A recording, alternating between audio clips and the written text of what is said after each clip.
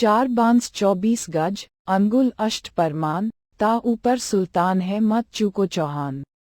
हिंदू सम्राट पृथ्वीराज चौहान एवं कवि चंदबरदाई की प्रतिमा का अनावरण ब्लॉक मोड औरंगाबाद में किया गया। पृथ्वीराज चौहान की प्रतिमा अनावरण समारोह में सभा का भी आयोजन किया गया।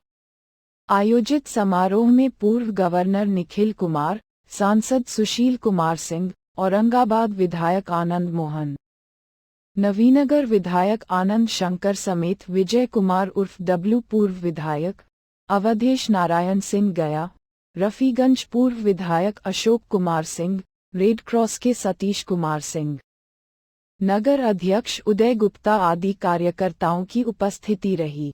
वक्ताओं ने पृथ्वीराज चौहान के बारे में बताया। यहाँ प्रतिमा लगाने पर कुछ लोगों ने उठाया सवाल। यहाँ हजारों लोग उपस्थित थे। मानते हैं औरंगाबाद से इनका गहरा लगाव है, यहाँ के लोगों से हमारे सम्मानित अतिथियों के बड़े प्यारे हैं और औरंगाबाद में इनकी जो एक लगाव है, जो इनका अनुराग है, उसका हम जरूर इस्तकबाल करते हैं। आप हमारे लिए बड़े कीमती अतिथि हैं। औरंगाबाद की धरा भूमि आपको सदैव याद करती है।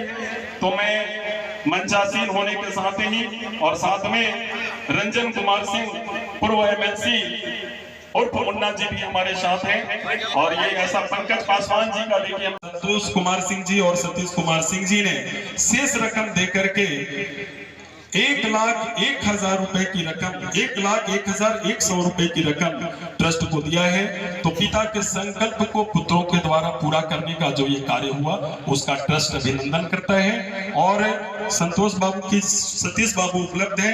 मैं चाहता हूं कि आप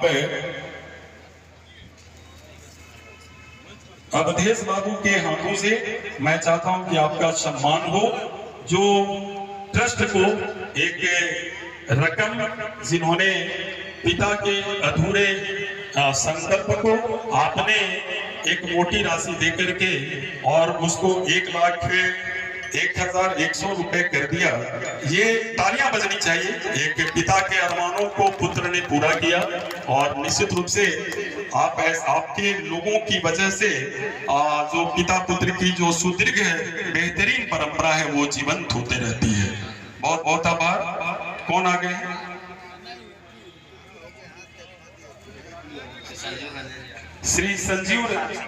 श्री संजीव रंजन जी बिजोली अभी भी पहुंचे हैं। 1,11,111 रुपए की रकम दिए हैं। कृपया मंच पर आ जाएं। और हमारे बीच उपस्थित हैं जिले के सम्मानित सांसद श्री सुशील कुमार सिंह जी। मैं आग्रह करता हूं कि श्री संजीव रंजन जी बिजोली को आप मोमेंटो देकर के इनकी दानशीलता की जो प्रकृति है, इनकी जो प्रवृत्ति है, इन पर आप अपनी आशीर्वाद दें, इनको आशीर्वचन दें और इनको ब्लेसिंग्स दें, ताकि ये कल 4 साल बाद सम्मान की दृष्टि से याद करते हैं। आज मैं आप लोगों को ये बता दूं और आप सभी लोग ये बात जान रहे हैं कि कुछ समय पहले एक फिल्म बनी थी, जिसमें बड़े बड़े नेताओं द्वारा उस फिल्म का प्रचार किया गया था। ये कहा गया था कि पृथ्वीराज चौहान कौन थे, किधर से थे। इस सब में हमें नहीं जाना चाहिए कि हिंदुस्तानी थे, ये सबसे बड़ी बात है। उस समय ये बोला गया था कि अंग्रेजों द्वारा हमें पहले से बांटने का काम किया गया है। और काफी दुर्भाग्यपूर्ण है कि उन्हीं अंग्रेजों से, जिससे हमने फूट डालो, आप लोगों ने फूट डालो और राज करो की नीति तो सीखी, लेकिन राजघरानों को और अपने लोगों के बलिदानों को, उन्हें सम्मान देना नहीं सीखा। आज सब लोग वाकिफ है कि आज भी इंग्लैंड में लोकतंत्र होने के बावजूद अपने राजाओं और रानियों को सम्मान देने का वो काम करते। मैं आज आप लोगों के बीच में आया हूं। आप लोगों को ये मैं बताने आया हूं। मुझे खुशी है कि आज मैं अपने माता और पिता और निखिल बाबू के कर्म भूमि औरंगाबाद पहुंचने का काम किया हूं और इतने स्नेह और प्यार आप लोगों से हम लोगों को मिला है। हम लोग जान रहे हैं कि आजादी के बाद से लगातार कभी हमसे हमारी रियासतें छीनी गई, जमींदारी छीनी गई, लैंड सीलिंग और प्रिवी कोर्ट से हमारी जमीनें छीनी गई। और आज काफी दुर्भाग्यपूर्ण है ये बात कि हमसे हमारा इतिहास छीनने की कोशिश की जा रही है। राजाओं के साथ राजतंत्र को बदनाम किया जा रहा है। मैं आज आप लोगों का ज्यादा समय नहीं लूंगा। हम सभी लोग जान रहे हैं कि जिन लोगों से को खालिस्तानियों को जवाब देने के लिए पाला गया था, उनसे राजपूतों की हत्या करवाई जा रही है। संसद में ये ठाकुरों को मारने की बात की जाती है।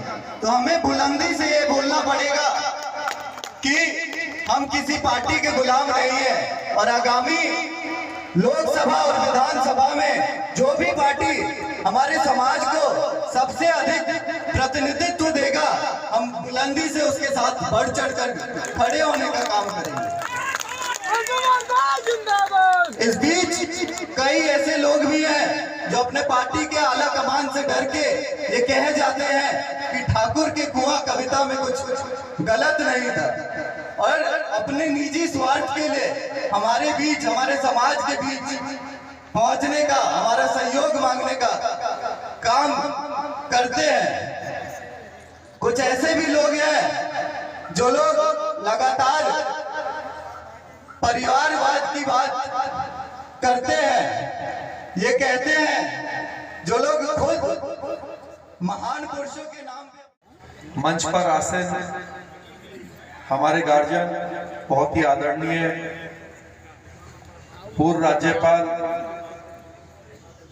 निखिल कुमार जी, पूर्व मंत्री अवधेश सिंह जी, पूर्व सांसद आनंद मोहन सिंह जी, औरंगाबाद के यशस्वी सांसद सुशील सिंह जी, और भी हमारे भाई डब्लू सिंह जी विधायक, हमारे औरंगाबाद के विधायक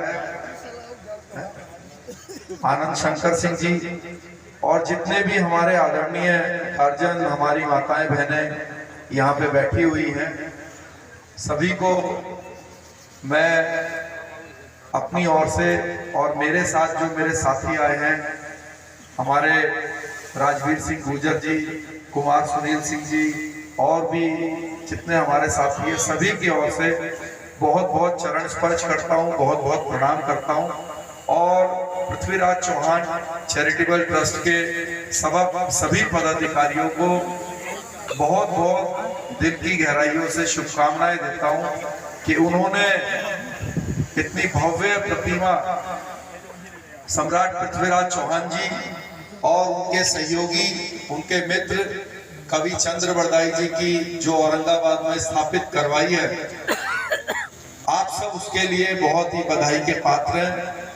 और अभी मुझसे पहले बहुत सारे वक्तागण जिन्होंने सम्राट पृथ्वीराज चौहान जी के जीवन का परिचय आपके सामने रखा, उसमें कुछ राजनीतिक बात भी रखी कि मूर्ति लगाने से क्या होता है। तो एक बहुत ही प्रैक्टिकल और एक साधारण सा उदाहरण, अगर कभी कोई आपसे एक प्रश्न करे कि किसी की मूर्ति लगाने से किसी के जीवन में या क्षेत्र में क्या इससे फायदा होता है, तो मैं अपने निजी एक उदाहरण देता हूं। आप सबके, हमारे सबके जितने भी क्षत्रिय लोग हैं, क्षत्रिय नहीं, जितने भी लोग हैं, सभी के घरों में जिसको भी वो अपना महापुरुष मानते हैं, तो उनकी तस्वीर या कोई छोटी मोटी मूर्ति या कैलेंडर के रूप में वो घरों में हमारे लगी रहती है। तो हमारे घर पर भी पृथ्वीराज चौहान जी की, महाराणा प्रताप जी की कुछ तस्वीरें और कुछ प्रतिमाएं रखी हुई हैं, लगाई हुई है। तो मेरी बिटिया है 5 साल की। तो एक दिन उसने मुझसे पूछा कि पापा ये कौन है? महाराणा प्रताप जी की मूर्ति को देखकर उसने पूछा कि ये कौन है? तो मैंने कहा बेटा ये आपके बाबा जी हैं। तो उसने कहा ठीक है। तो एक दिन वो मेरे साथ, जो मेरा शहर है जहां मेरा जन्म हुआ रुड़की, तो रुड़की में भी बहुत भव्य प्रतिमा महाराणा प्रताप जी की लगी हुई है शहर के बीच में। तो वो जब एक बार मेरे साथ गई तो 5 साल की मेरी बिटिया ने बोला कि पापा देखो बाबा जी की फोटो यहाँ पे लगी हुई है। अब जब वो थोड़ी बड़ी होगी तो उसका जो क्वेश्चन होगा वो ये होगा कि पापा बाबा जी ने क्या किया जो इनकी मूर्ति लगी हुई है। तो जब वो ये क्वेश्चन करेगी और जो भी आने जाने वाले इस मूर्ति को देखकर ये अपने मन में या किसी से प्रश्न करेंगे कि ये कौन है, इन्होंने क्या किया, तो कोई ना कोई उनको ये जानकारी देगा कि उन्होंने क्या किया। और जब वो जानकारी उसको मिलेगी तो उसको उससे प्रेरणा मिलेगी, उसके जीवन से प्रेरणा मिलेगी। क्योंकि कोई भी व्यक्ति जो भी धरती पे आया है, चाहे वो कितना भी महान हो, अपने 60-70 साल के जीवन में जो जीवन में जानने की चीजें जरूरी होती हैं, चाहे वो नेगेटिव हो चाहे वो पॉजिटिव हो, कोई भी व्यक्ति 10 से 20% खुद का जीवन जी के भी सीख सकता है। अगर ज्यादा सीखना है तो लोग जो हमारे महापुरुष चले गए उनकी जो बायोग्राफी होती है, ऑटोबायोग्राफी होती है, या उनका जो जीवन परिचय होता है, उसको पढ़ने या जानने से जीवन में ये फायदा मिलता है कि जो उन्होंने गलतियां की हैं या जिससे उन्होंने प्रोग्रेस की है वो हमें जल्दी बात समझ में आ जाती है। वरना ये कोई समझदारी नहीं होती कि आप 50 बार कुएं में गिरे और खुद ही कुएं में गिर